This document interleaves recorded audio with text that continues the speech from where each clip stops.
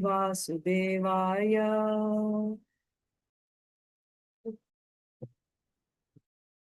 Om Namo Bhagavate Vasudevaya.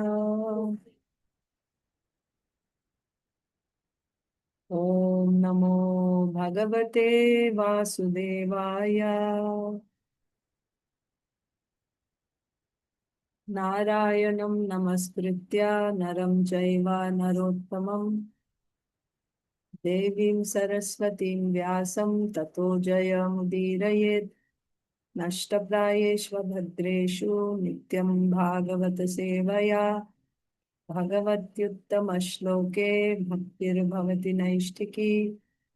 Om Ajnanatimidandhasya Jnananjana Salakaya Chakshurunmilitam Yena Tasmai Sri Gurave Namaha. Namo Vishnupadaya Krishna Presthaya Bhutale Srimate Bhaktivedanta Swaminiti Namine. Namaste Saraswate Deve Gauravani Pracharine Nirvishesha Shunyaladi Paschatya Deshatarine. Jaya Sri Krishna Chaitanya Prabhu Nityananda Sri Advaita Gadadhara Sri Vasadi Gaura Bhakta-vrinda. Hare Krishna Krishna Krishna Hare Hare Hare Rama Rama Rama Hare Hare. Grantaraj Srimad Bhagavatam ki jai, Srimad Bhagavad Gita ki jai, Srila Prabhupada ki jai, Samaveta Gaur Bhakta-vrinda ki jai. Hare Krishna, dear devotees, I welcome you to today's Srimad Bhagavatam for All session.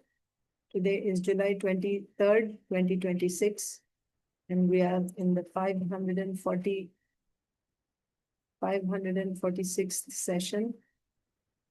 And we are reading from Srimad Bhagavatam, Canto 10, Chapter 10, the Deliverance of Yamala-arjuna trees. And we are reading the prayers offered by NALAKUVARA and MANIGRIVA. Is my voice audible or is it low? Because I have earphones, I can take them off if it's not audible. Is my sound clear enough? It's good, Mataji. Hare Krishna, Mataji. It's good, Mataji. Okay, thank you. So, so we just started reading the prayers of NALAKUVARA and MANIGRIVA. So the prayers begin with text 29. And what was the first prayer? I'll just go back. Krishna Kṛṣṇa mahā-yogiṁs tvam ādyaḥ puruṣaḥ paraḥ vyaktāvyaktam idaṁ viśvaṁ rūpaṁ te brāhmaṇā viduḥ. So yesterday about this verse we read that because two times Krishna is said, because NALAKUVARA and MANIGRIVA, both of them said Krishna. So that's why two times, because two people said Krishna is said. And why Mahayogi is said? Because Krishna's activities are achintya. They are beyond, they are inconceivable. They are beyond logic. So that's why Mahayogi, because his activities are achintya.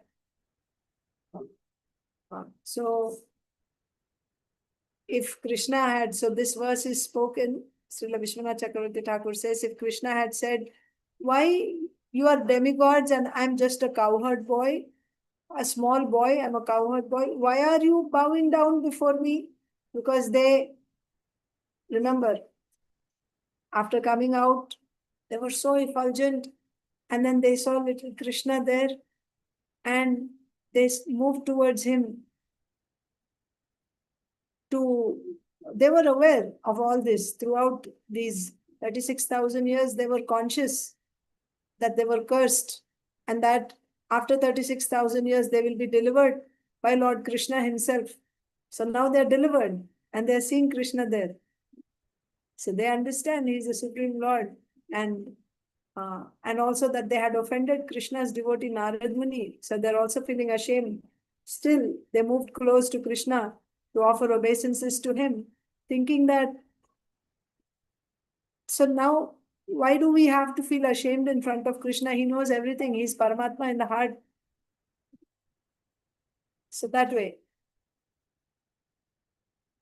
So when they came and when they offered obeisances to Krishna, let's say Krishna asked, why you are offering obeisances to me?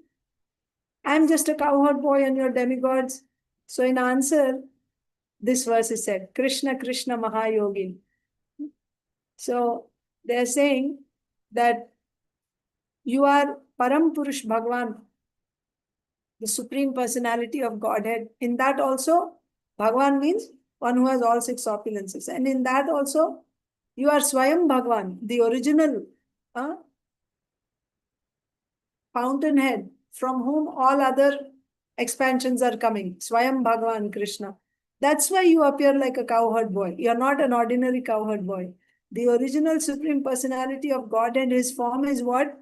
His form is that of a cowherd boy. And then you are supremely independent and you are a mahā-yogi because your activities, your influence is inconceivable. You are the deliverer. Krishna delivered both of them. So, yet you seem to be bound yourself and you're delivering those who are bound. How is that? Your being bound like this is also inconceivable because you are unlimited. How can the unlimited be bound? Yet you are bound. How are you bound? This is also inconceivable. How can one who is all-pervading be bound? Right? Only the brahmanas can understand you, your activities. They can understand your position, your swarupa. Brahmanas means one who knows Brahma. Brahma means Vedas. One who knows the Vedas. So they can only understand your swarupa like that. So further, this is explained like this because there are different acharyas' commentaries. What I told you just now is Srila Vishwanath Chakravarti Thakur's commentary, but also there is Vaishnav Toshini, Srila Jiva Goswami's commentary, and then some places other acharyas' commentaries are also there. Either we can go into those details or we can just read our purport and move forward. Srila Prabhupada didn't go into those details here in the purport. The two demigods, NALAKUVARA, MANIGRIVA, because of their continuing memory, could understand the supremacy of Krishna by the grace of Narada. Now they admitted that we should be delivered by the blessings of Narad Muni. That we should be delivered by the blessings of Narad Muni was all your plan. Therefore, you are the supreme mystic. That's why. Why mahā-yogi? Because you knew everything from the beginning, but now you're acting like a small child who doesn't know anything. But you are the supreme mystic. Everything past, present, and future is known to you. Your plan was made so nicely that although we stayed here as twin Arjuna trees, you have appeared as a small boy to deliver us. This was all your inconceivable arrangement. Because you are the supreme person, you can do everything. So that's what we read yesterday. So to that verse, okay, I'll see. So by pulling the grinding motor, Krishna, the son of Yashodamai, became surprised. And he turned his head around and was looking at these two personalities who came out of the tree. See, Krishna was pulling and he was between the two trees, isn't it? And the grinding motor was behind him. And when he pulled, the trees got uprooted and out came these two personalities. So Krishna turned around and was looking at these two personalities. Then the sons of Kuvera, when they saw this beautiful form of Krishna as Bal Gopal and his Bhakta Vatsalya means what? His love for his devotee, his affection for his devotee. Who is the devotee here? Narad Muni.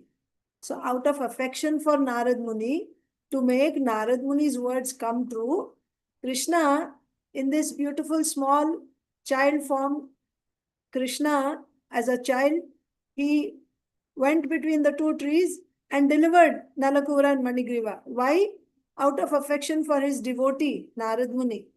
So when Krishna turned around and both NALAKUVARA and MANIGRIVA are looking at Krishna, they were seeing beautiful Krishna's Bhakta Vatsalya, his beautiful form of Bhakta Vatsalyata. That means how much he loves his devotee. And seeing this, they were filled with love for Krishna.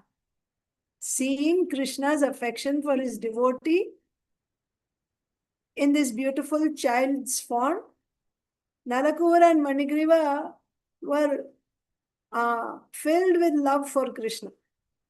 And from their eyes, tears started flowing down. Like rivers actually. They were just flowing down continuously. And so many tears were coming down that those tears were flooding the earth.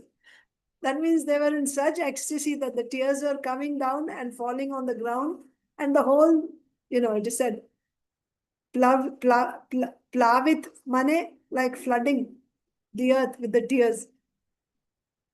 That means so much they were weeping. And then they got down on their knees and joined both their hands, folded their palms like this, joined their palms in front of Krishna. And in a voice that is trembling with emotion, they started glorifying Bal Gopal. Falling down on their knees, folding their palms with great love, they started offering prayers to Krishna, Bal Gopal. So this is the effect, this is the power, or this is the nature, you can say, of the holy name of Krishna, that if one absorbs himself in the pure name of the Lord without any offenses, even once, then naturally he will experience Krishna.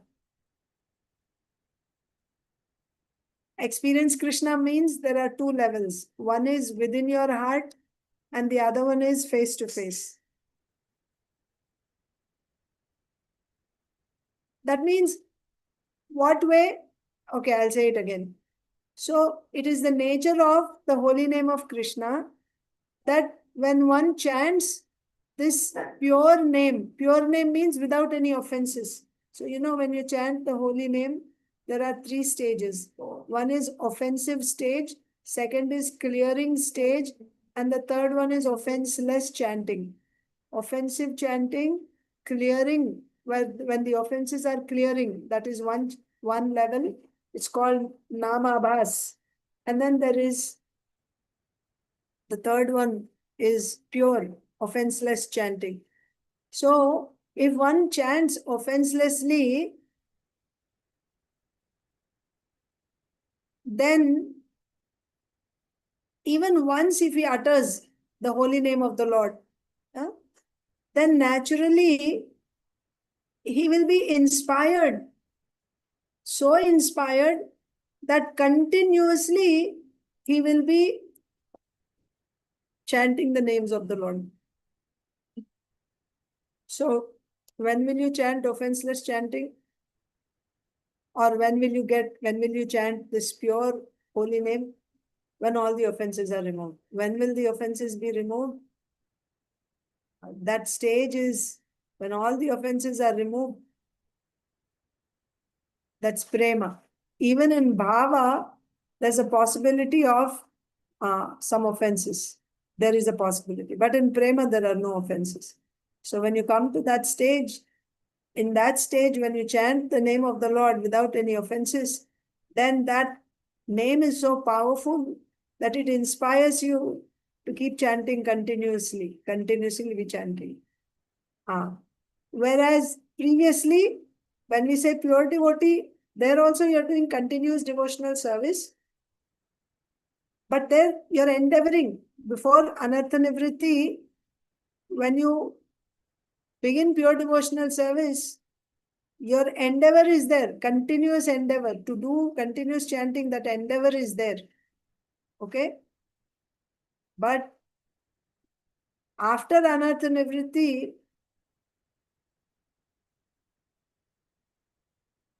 there won't be any fall downs.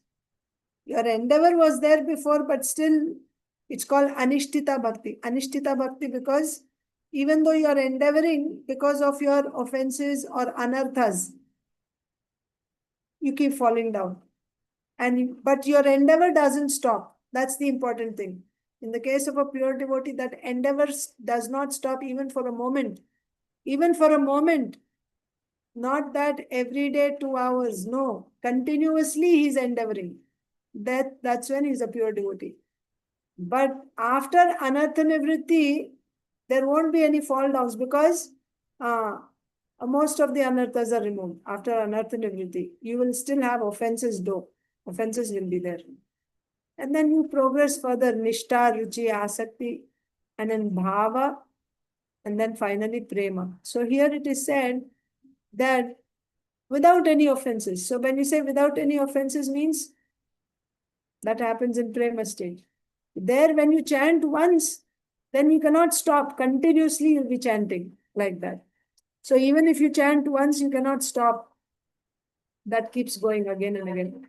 So this NALAKUVARA and MANIGRIVA, by the mercy of Sri Narad Muni, became free from all offenses. And they achieved bhakti at the lotus feet of Sri Krishna. Okay? They became free from all offenses by the mercy of Narad Muni, and they achieved bhakti at the lotus feet of Lord Kṛṣṇa.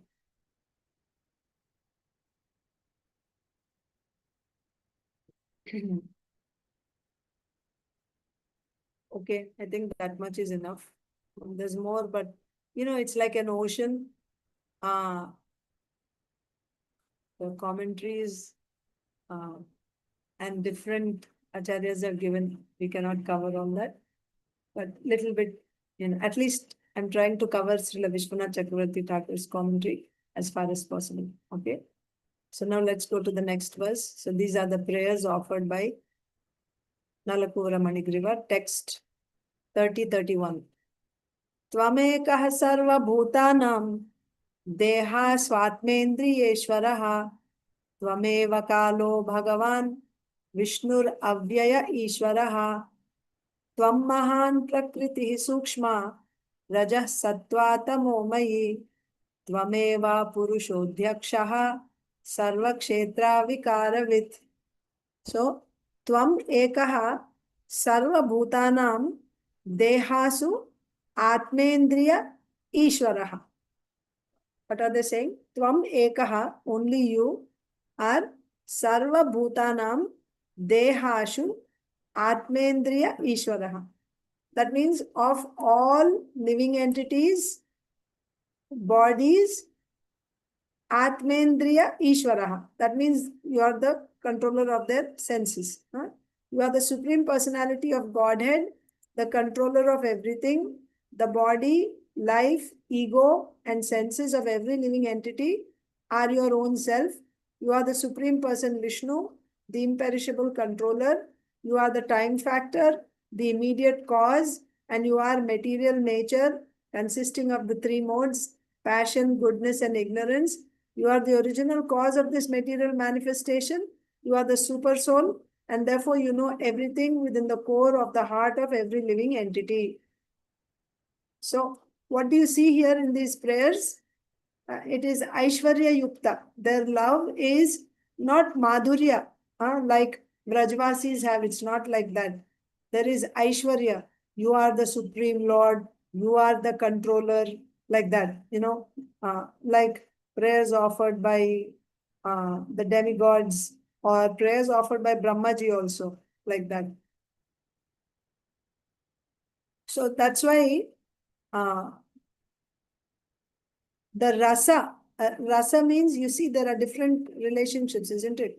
Shanta rasa, dasya rasa, sakhya rasa, vatsalya rasa, madhurya rasa, like that. So there is a hierarchy. Madhurya rasa is the highest. And also, these rasas you will find Aishwarya Yukta and Aishwarya Rahita, Aishwarya Jnana Rahita. So, in Vraja, there is no knowledge of Aishwarya of Krishna. They are not loving Krishna because he is the Supreme Lord. They naturally love Krishna. They see Krishna as the son of Nanda Maharaj and Yashoda Mai. That's all. They don't see him as the Supreme Lord. You understand? But here, what are we seeing in these prayers? There is Aishwarya Jnana Yukta, right? These prayers will reflect that they had this understanding that Krishna is the Supreme Lord, and they are offering their prayers like that. So what are they saying? You are the Supreme Personality of Godhead, the controller of everything. The body, life, ego, and senses of every living entity are your own self. So, tvam ekaḥ sarva-bhūtānāṁ dehāsv-ātmendriyeśvaraḥ. Tvam eva kālo bhagavān. You are only time. Bhagavān Vishnu avyaya Ishvaraḥ. You are Lord Vishnu and avyaya Ishvaraḥ, inexhaustible controller. Like that. Basically, prayer is that you are the supreme controller. Tvam mahan prakritihi sukshma rajaḥ-sattva-tamomayī. So, tvam, this great prakriti, consisting of the three modes, rajoguna, sattva-guna, tamoguna. So, you are also that prakriti. That means this prakriti is your energy. So, now everything that you're seeing in this universe is made of prakriti. Prakriti means three modes. Whatever you are seeing in this world, it's made of prakriti. It means the bodies. Of course, there is spirit souls, but the bodies.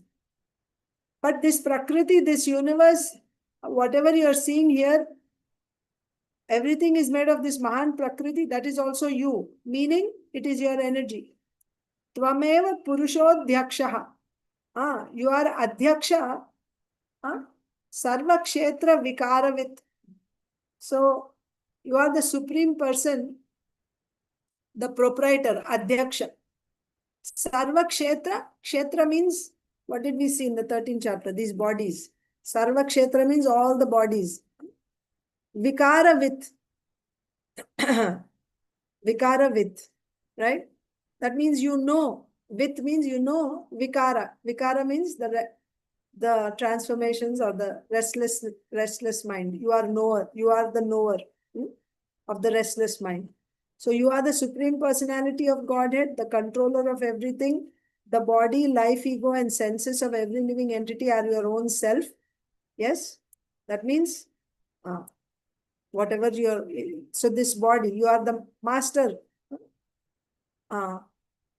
Ishvaraḥ, ātmendriyeśvaraḥ, master of the senses. So it's all, so whatever you see in the body, that's also you, meaning that's coming from your energy. You are the Supreme Person, Vishnu, the imperishable controller. See here it is said, Vishnur avyaya Ishvaraḥ, Bhagavān Vishnur avyaya Ishvaraḥ. You look like a cowherd boy, but you are actually the Supreme Person, Vishnu, the imperishable controller. You are the time factor, the immediate cause, and you are the material nature consisting of the three modes, passion, goodness, and ignorance. You are the original cause of this material manifestation. Original cause of this material manifestation. How? When the Lord glances on Prakriti, that's when Prakriti is producing the different elements, and these are 23 elements. They combine together to form. 1 second. I don't need the earphones.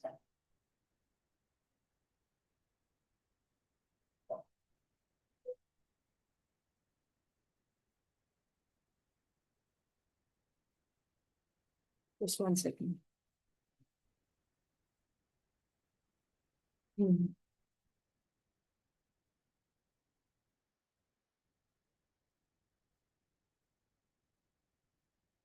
Okay, I hope you're able to hear me. You are the original cause of this material manifestation. You are the super soul, and therefore you know everything within the core of the heart of every living entity. So, you see, there's no purport because Acharya also has not given, Srila Vishwanath Chakravarti Thakur also has not given much purport because, as I said, there's not much rasa in these prayers. It's like, you are the Supreme Lord, you are like that, you are the controller, that type. But the prayers offered by Kunti Maharani, the prayers offered by Bhishma Dev, and what to speak of the prayers by Gopis and Nagapatnis, Vedastuti, there's a lot of rasa there. So by reading those prayers, you can see the components of rasa. Rasa, you know how to understand rasa?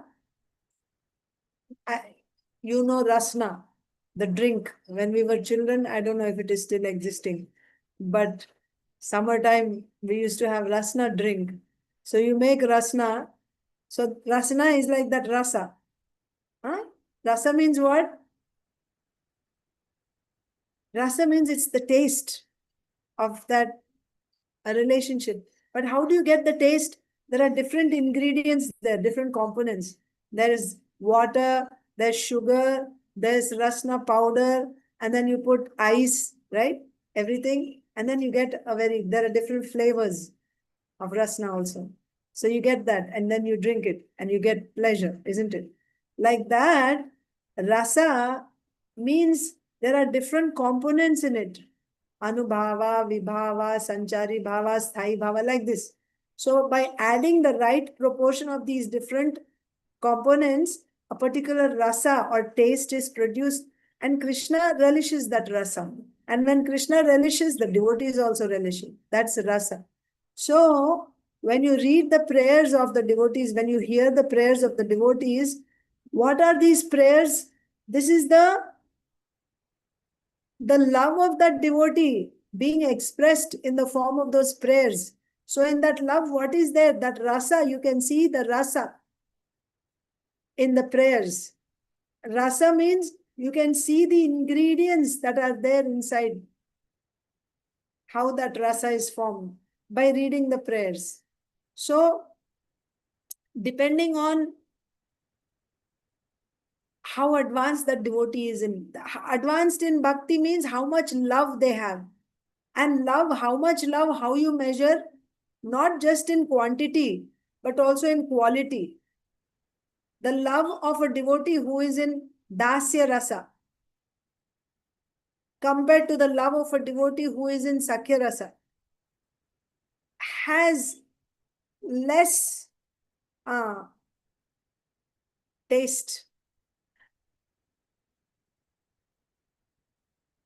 But anyway, this is a whole big discussion. But the person who's in dasya rasa, for him, that is the best. He's not looking at, even though there are higher rasas, but he's completely satisfied in that. Because he's fixed in that. But anyway, here the point is, these prayers offered by NALAKUVARA and MANIGRIVA, you see, there's not so much rasa there. That's why Acharyas also didn't give much commentary. That's what I'm trying to say here. So you see, Srila Prabhupada also didn't give a purport here. Srila Prabhupada quotes. But if you see the prayers by, like Gopi Gita, Brahmar Gita, Vedastuti, lots of commentaries given there, like that.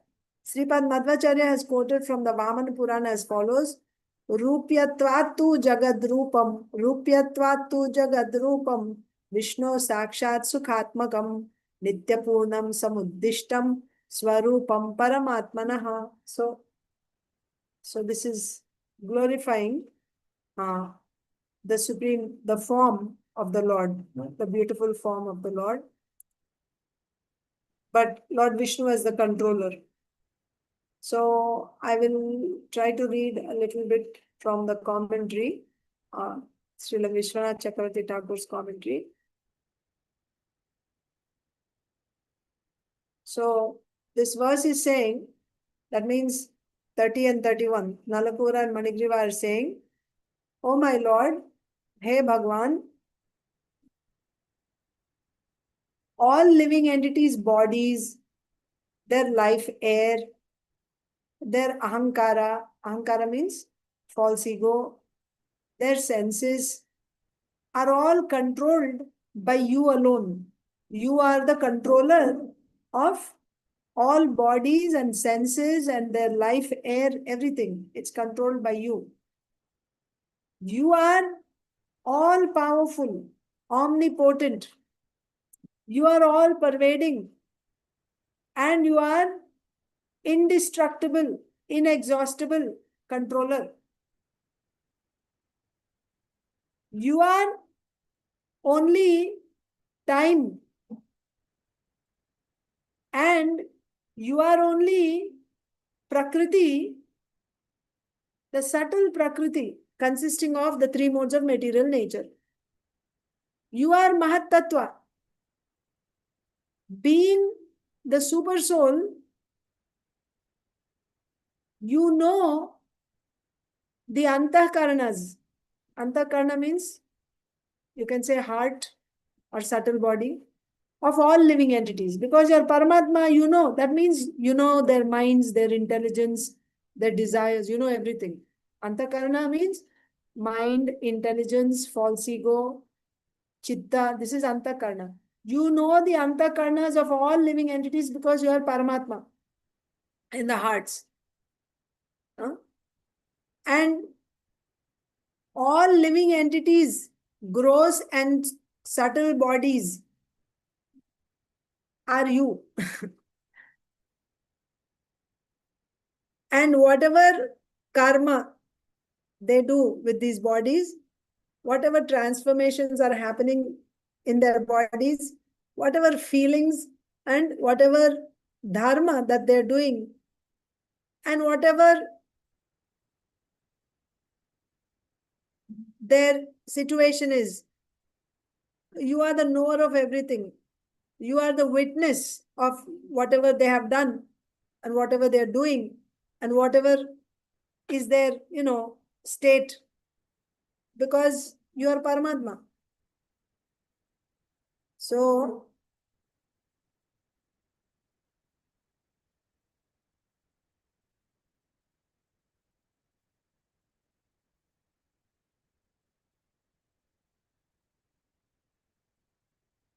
from the point of view of Vastu Tattva, all these things are non-different.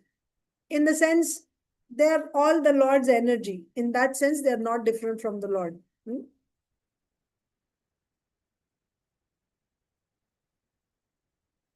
Anyway, so now Srila Vishwanath Chakravarti Thakur is saying that these two, NALAKUVARA, MANIGRIVA is saying, "Oh my Lord, without you,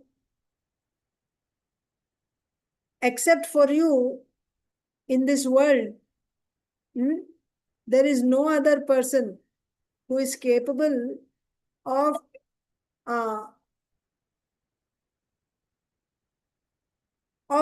holding this, of running this world. You are the only person who is the Lord of," same point, all living entities, bodies, their life air. You are the controller. You are the Lord of all their senses. Because you know everything, you are the only controller. time is also your doing. That means you are time. You are mahā-tattva. Prakriti is your shakti, your energy. And Purusha means Paramatma. He is your ansha, your expansion. You are, here adyaḥ is said, right? Adyaḥ means you are the antaryami, you are the Paramatma. You are the knower of all the bodies, their mind, intelligence, etc., and the transformations that are taking place. Therefore, you are Vishnu. You are Ishvara. You are only Bhagavan. That's all. That's what is said in 30 and 31. Okay? So, maybe we should just read Srila Prabhupada's purports in these prayers. I don't know. Because not much explanation is there. Next. Actually, okay, next one has some purport. Maybe we'll do this tomorrow, 30-31. Because I have class in ISKCON Philadelphia this morning. I will do Bhagavad Gita now. So we would have covered Bhagavad Gita also. So we completed 29th verse, commentary, whatever was there remaining from yesterday. And we covered 30 and 31. There was no purport. Srila Prabhupada quoted a verse by Madhvacharya. And Srila Vishwanath Chakravarti Thakur's commentary, little bit, whatever was there, I covered. Okay? The next verse we'll do tomorrow. But now I will read Bhagavad Gita. We are reading from the 15th chapter. And yesterday we covered text 7. So now we have to cover text 8. So it's going in the same flow, actually. 15:7, 15:8, 15:9, similar. So let's read 15:8. Shariram yad avapnoti yachapyutkramati grihitvaitani samyati vayurgandhani vashayat.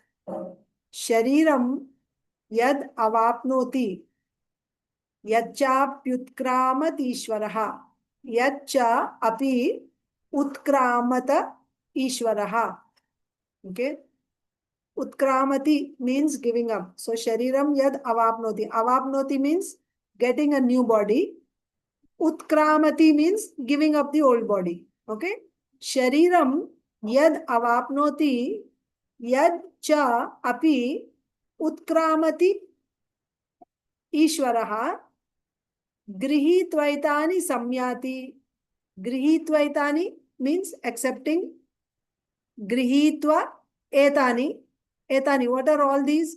What is the living entity taking with it when it is giving up the body? Yesterday we discussed, you remember? What is the living entity taking with it when it is giving up the body? Hare Krishna Mataji, the impressions. Yes. Yes. Yes, impressions, correct. And also? Subtle body. Subtle body. So all the senses, including the mind, manashashtani indriyani is said. So we gave the example of how when you vacate your apartment or generally apartments you vacate, you go from one apartment to next apartment, one house to another house. So you just pack up all your things, isn't it? And then you go to a new place. And once again, you organize all your things in the new place. Like that, when the living entity leaves one body, it's picking up, it's carrying with it its senses. So senses means we think these eyes, hands, these are my senses, ears. No. This is just external. This is flesh. Actual senses are very subtle, minute. Taragravarti. Taragravarti means very, very minute, very small. Where are these senses located? They are in the body, subtle body. Like in the subtle body, you have mind, intelligence. Senses are also in the subtle body. You have your hands, legs, yes, anus, genitals, skin, tongue, eyes, ears, nose. Total, you have 10. 5 knowledge acquiring senses, 5 working senses. These are all subtle. They're there in the subtle body, in the heart. In the subtle body, they're there. And externally, they are manifested in the form of, like this. This is hand and this. It's like this chashma, glasses, right? So my eyes are seeing, but my eyes are not able to see. So when I put the glasses, then, so who is seeing? The glasses are seeing, or the eyes are seeing? Eyes are seeing. Similarly, but without glasses, eyes are not able to see, isn't it? So we think the glasses are seeing. No, glasses are not seeing. Eyes are seeing.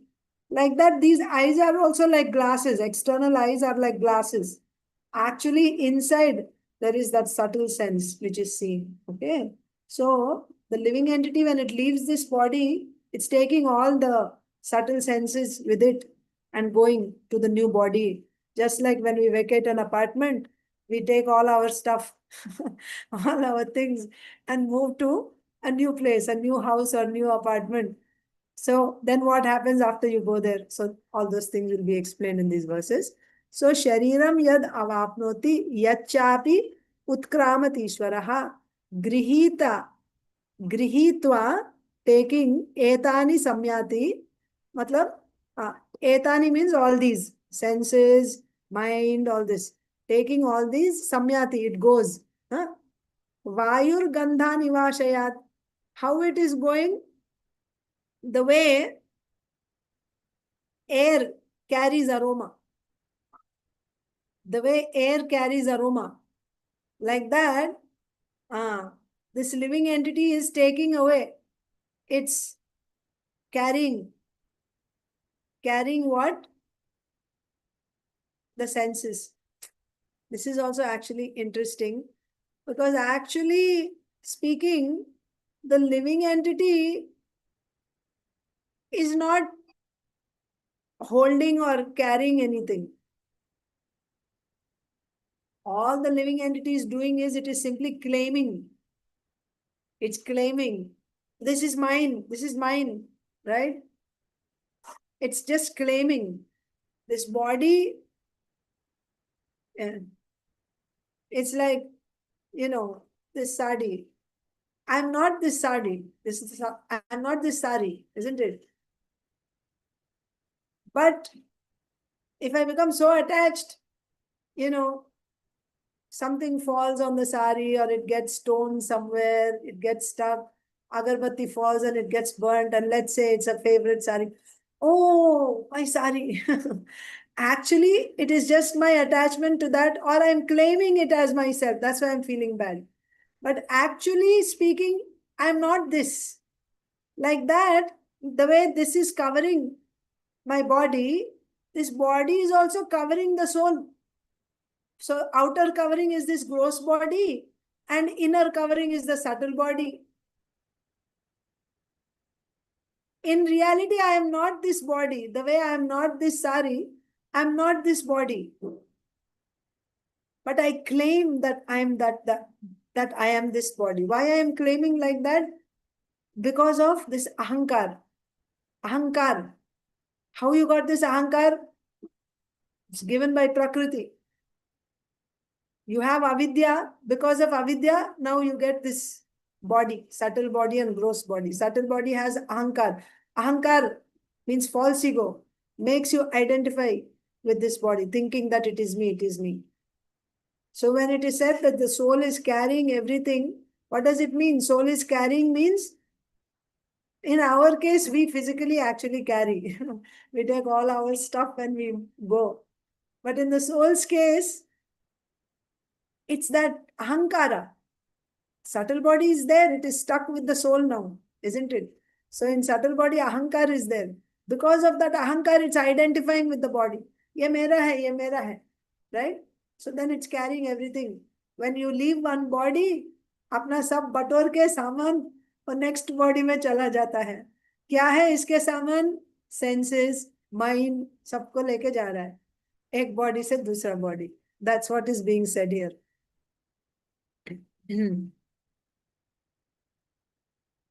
शरीरम यद अवाप्नोति यच्चापि उत्क्रामति ईश्वरः गृहीत्वा taking etani, all these, samyati, he goes. How? Vayur gandhani vashayat. The way wind is carrying aroma, air is carrying aroma.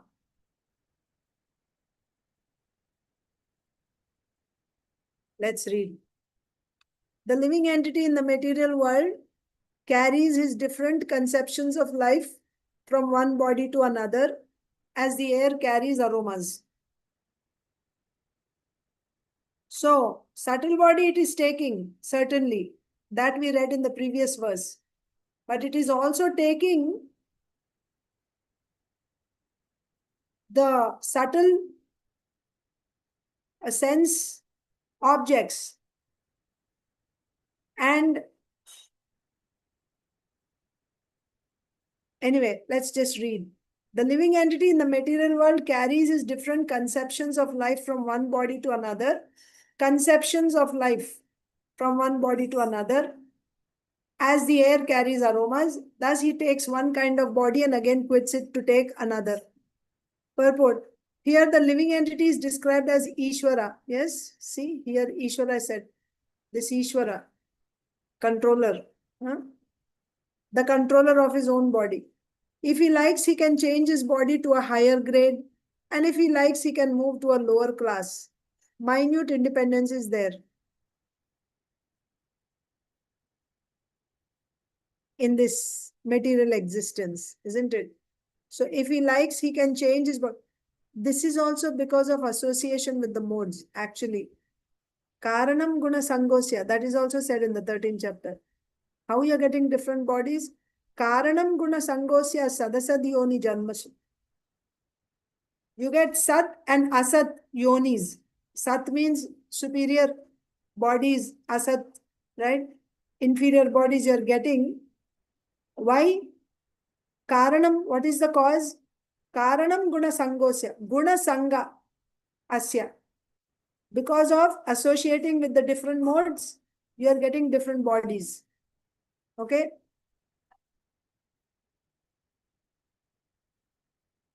That's the cause of getting different bodies.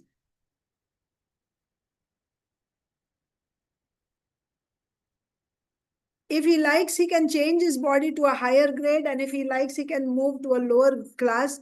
Minute independence is there. The change his body undergoes depends on him. At the time of death, the consciousness he has created will carry him on to the next type of body. If he has made his consciousness like that of a cat or dog, he's sure to change to a cat's or dog's body. And if he has fixed his consciousness on godly qualities, he will change into the form of a god. But what is the point here? How you can make your qualities godly qualities? That depends on association that you get, isn't it? Materially also it is said, Karanam guna sangosya, association with the modes. If you are associating with the mode of goodness, then you'll get higher bodies. If you are associating with the mode of passion, middle bodies, middle planets. And if you are associating with the mode of ignorance, you'll get animal bodies. That is association with the modes. Do you have a choice which modes you want to associate with?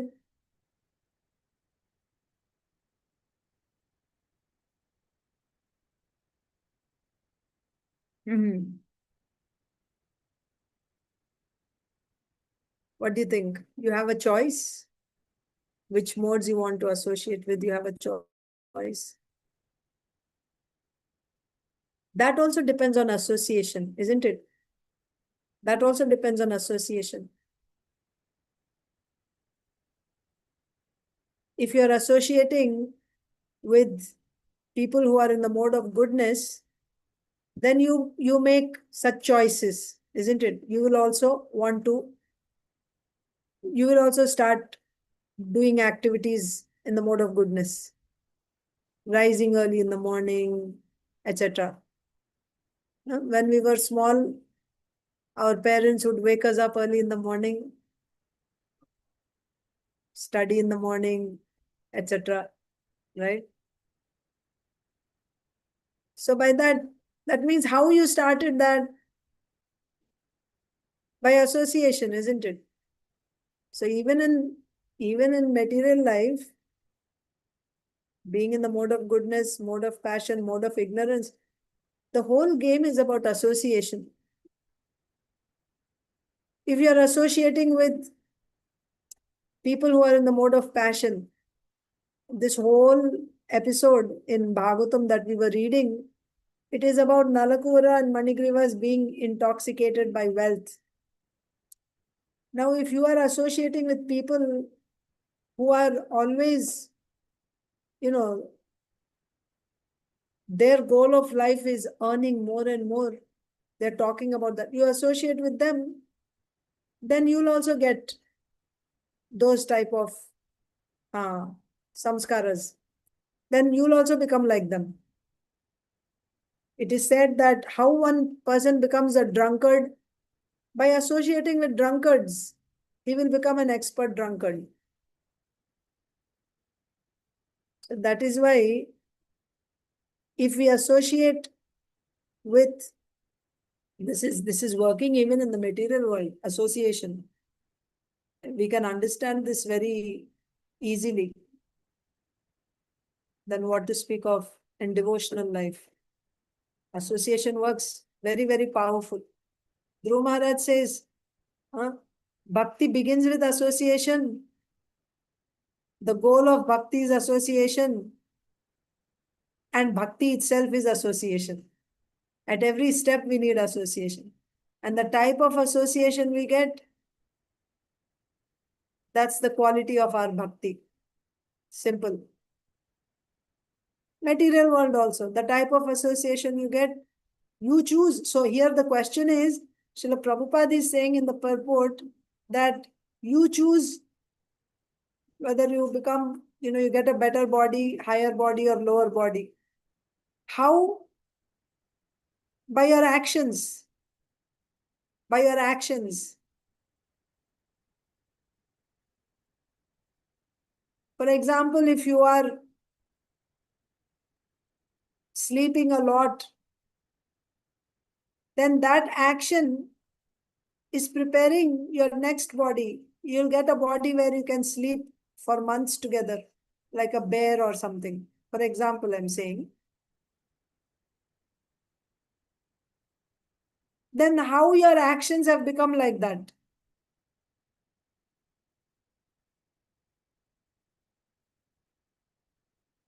Because of not getting proper association. Of course, conditioned soul means naturally, conditioned state means it's going down. Srila Prabhupada also says, you don't need to be taught how to gratify your senses. Naturally, conditioned soul will go towards that. Like meat eating, intoxication, gambling, illicit sex. A conditioned soul's mind will naturally go down towards that. If you want to advance, you have to restrain it. That takes some effort.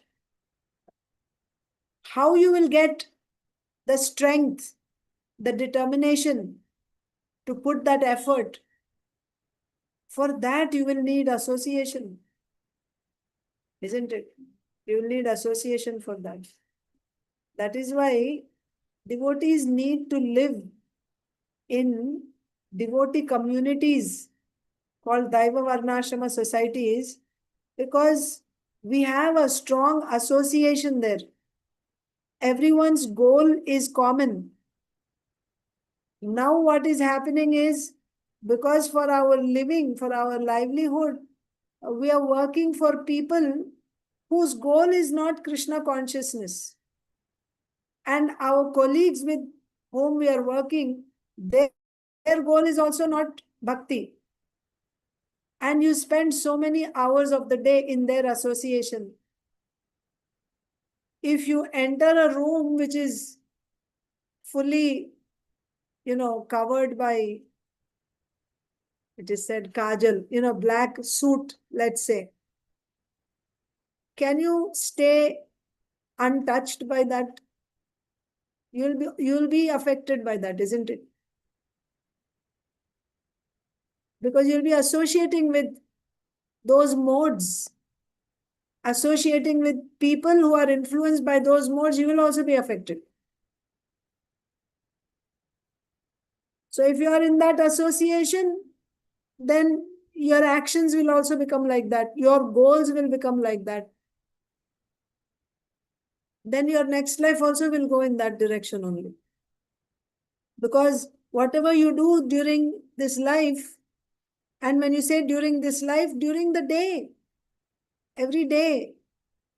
And when you say a day, that means right now at this moment. What am I thinking of? Oh, I have to go to work at this time and today I have this project. Otherwise my boss will say this and that.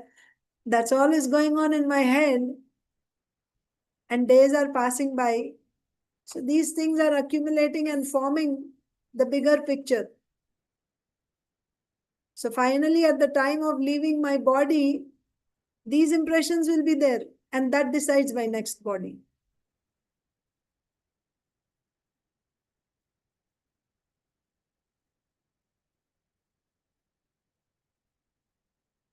So at the time of death, the consciousness he has created will carry him on to the next type of body. It's not automatic or magic that throughout my life, when I say life means it's made of days, right? So every day, all day, and day is made of hours, and hours are made of minutes, and minutes are made of seconds, and seconds are made of moments. So what am I thinking of? Who am I associating with? And what type of activities am I doing? All these add up, and that's what is there at the time of death. So the consciousness he has created at that time will carry him on to the next type of body. If he has made his consciousness like that of a cat or dog, cat or dog means what? Eating, sleeping, mating, defending. That's all. No thinking about next life, what will happen after this life, where am I going, a death is coming, am I prepared for it? Just like if you have an exam, you're preparing for it, isn't it? Or if you have to give a class, you're preparing for it. Otherwise, if there's no exam, relaxed. The truth is we all have this exam, and it's not fixed that it is only coming after 50 years or something. It can come at any moment. But still, we are not preparing for it. We are not thinking about it. We are just putting it away. That is called being, if that is called making our consciousness like that of a cat or dog. Or in Dhruv Maharaj's prayers, that is called sleeping. Sleeping. We are sleeping. If he has made his consciousness like that of a cat or dog, he's sure to change to a cat's or dog's body. And if he has fixed his consciousness on godly qualities, he will change into the form of a demigod. And if he is in Krishna consciousness, so this Krishna consciousness, this word sounds so normal, simple. But there is so much inside that. Krishna consciousness, you're conscious of Krishna at every moment. And when you say conscious of Krishna, what will you do? With your body, mind, or words, you are engaged in direct devotional service to Krishna for his pleasure. That is Krishna consciousness. If he is in Krishna consciousness, he will be transferred to Krishna Loka in the spiritual world and will associate with Krishna. Don't think that now I will be working all day, planning, doing things for this body, for this family, for this community, for this country. But somehow, at the time of death, all of a sudden, like magic, I will think of Krishna. Krishna will help me to think of him, and then I will go back to Godhead. Why we should think like that? We don't see that happening here. Why we think that all of a sudden, right? You don't see that happening in the exam. If your child told you that, Mommy, I don't have to study anything. I won't study, I'll be playing. But then when I go and sit in the examination, all of a sudden, Krishna is going to give me all answers, and then I'm going to come out. I'll be successful. I will pass my exam and I'll get entrance into the medical college or whatever. Does it work like that? Or do you inspire or encourage your children like that? When it comes to children, we become very strict. You should study like this and you should prepare like this. But when it comes to us, which is the reality actually, that is sleeping. That preparation is done in a sleeping state. All sorts of preparation for material life, any sort of material life, whether preparing for, whether education or profession or, whatever else, it's being done with bodily identification. But we give so much importance to that. But when it comes to the reality is I'm not this body. Jivera Swarupa hoy Krishnera Nitya Das. And what do we have to do to prepare for that? For that, we don't take it so seriously. We think like a fairy tale. Like a fairy tale, we think. Like all of a sudden, the prince came and took her and went away. Why we should think like that? It's being so, naive. We say we depend on Krishna. But if you're depending on Krishna, then why not just depending on Krishna means what? A child, a baby is dependent on the mother means how tightly the child holds on to the mother if anybody is trying to take the child away. Dependence means just hold on. That is dependence. Right? So how do we hold on to Krishna? Procedure is given. Shravanam, Kirtanam, Vishnu Smaranam, Pada Sevanam, Archanam. This is Krishna consciousness. Then, when somebody is like this, then yes, at the time of death, your destination is you go back to Godhead. We won't do our homework, we won't do anything here, but I'm going back. That is not fair. Nor does it make sense, right?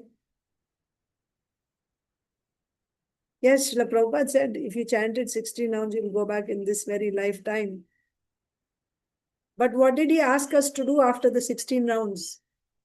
He didn't tell us. The remaining 22 hours, you can do whatever you like and, you can live, do ugra karma. And he didn't say all that. How did he engage his devotees? Go distribute preaching and book distribution, making devotees. He kept them on their toes. When they would come to Mayapur, he would send them out on Harinam, just go. Don't just sit at home in your rooms here. Morning program, evening program, and rest of the day you don't have anything. No, you would send them out. So all that is direct devotional service, directly engaging in the Lord's service. So even if you're not chanting 24 hours, there are 64 limbs. But chanting is the most effective in Kali Yuga. That's what Sri Chaitanya Mahaprabhu came to give us. Arre baapre, time ho ja raha hai. I have 2 minutes left. Okay. So he will be transferred to Krishna Loka in the spiritual world and will associate with Krishna. So if you are Krishna conscious, that's your destination. So I was trying to elaborate on what is Krishna consciousness. It is a false claim that after the annihilation of this body, everything is finished. That's another big foolishness. Everything is finished with death. You don't exist. The individual soul is transmigrating from one body to another, and his present body and present activities are the background of his next body. That's the point we are discussing here. The living entity moves on to another body, and when it moves on, it will carry all the impressions, its senses and everything. One gets a different body according to karma, and he has to quit this body in due course. This is not permanent. In the coming verses, we will see. But the living entity, when it goes to a new house, it starts planning that, oh, I will decorate as if you're going to live there forever. That's how people plan. Do you know? If they buy a house, then they think that this is my house. This is not a rented apartment. So I'm going to live here all my life. All my life, you think eternally you're going to live there. No, my dear, you're not going to live there eternally. You have to vacate that house also. Even if you buy that house, however beautiful, wonderful it is, still you have to leave it. One gets a different body according to karma, and he has to quit this body in due course. It is stated here that the subtle body which carries the conception of the next body develops another body in the next life. This process of transmigrating from one body to another and struggling while in the body is called karshati, or struggling for existence. I will stop here today. We may discuss the commentary tomorrow. If there is any more to be discussed on this verse 8, I'll discuss tomorrow. I'll end here. It's already 7:50. I have to log in ISKCON Philadelphia. Hare Krishna. Srila Prabhupada ki Jai. Granth Raj.